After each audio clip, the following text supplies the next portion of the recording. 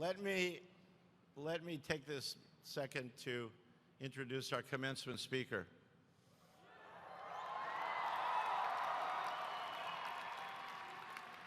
It truly is a privilege to have Elon Musk join us today.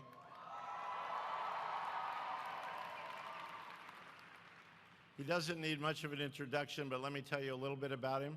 He grew up in South Africa, got his degrees from Wharton. He came to California, started a company, merged into a company, sold a company called PayPal. Some of you might use it. He then has gone on to become the CEO of Tesla Motors and the CEO of SpaceX. And in his mind, he has lots of brilliant ideas. I know it's truly an honor and a privilege to have him join us today, Mr. Elon Musk.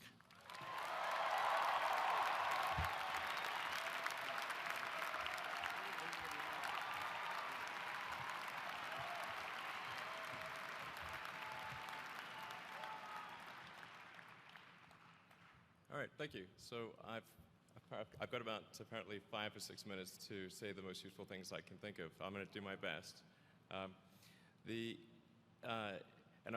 It was suggested that I distill things down to three items. I think I'll go with 4, and I'll try. I think these are pretty important ones. Some of them are going to sound like, well, you've heard it before, but it's worth re-emphasizing. I think the first is you need to work, depending upon how well you want to do, and particularly if you're starting a company, you need to work super hard. So what does super hard mean? Well, when my brother and I were starting our first company, instead of getting an apartment, we just rented a small office and we slept on the couch. And we showered at the YMCA, and we're so hard up we had just one computer. So the website was up during the day, and I was coding at night. 7 days a week, all the time. And I sort of briefly had a girlfriend in that period, and in order to be with me, she had to sleep in the office. So work hard, like, every waking hour. That's the thing I would say, particularly if you're starting a company.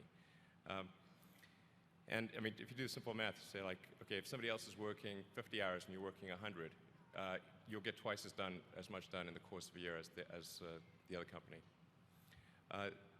The other thing I'd say is that if you're creating a company or if you're joining a company, the most important thing is to attract great people. So either join a group that's amazing, that you really respect, or if you're building a company, you've got to gather great people. I mean, all a company is a group of people that have gathered together to create a product or service.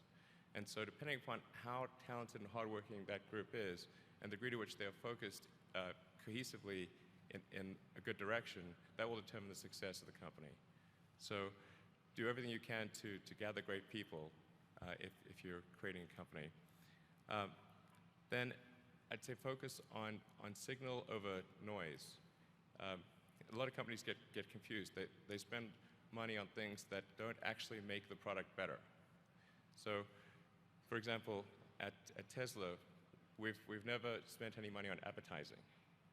We put all of the money into R&D and manufacturing and design to try to make the car as good as possible. And I think that's the way to go. So, for any given company, just can keep thinking about, are these efforts that people are expending, are they resulting in a better product or service? And if they're not, stop those efforts. And then the final thing is to sort of, don't just follow the trend. So you may have heard me say that it's good to think in terms of the physics approach of first principles, which is, rather than reasoning by analogy, you boil things down to the most fundamental truths you can imagine, and you reason up from there. And this is a good way to figure out if something really makes sense, or if it's just what everybody else is doing.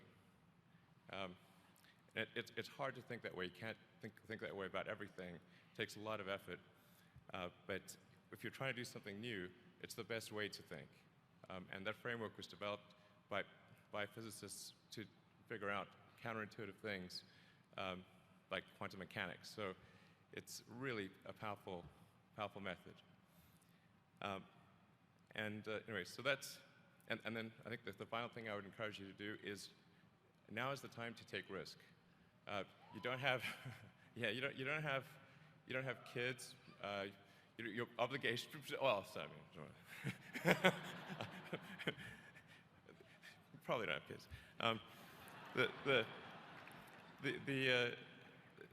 But as you get older, your obligations increase. So and once you have a family, you start taking risk not just for yourself, but for your family as well. It gets much harder to do things that might not work out. So now is the time to do that before you have those obligations. So I would encourage you to take risks now. Do something bold. You won't regret it. Thank you.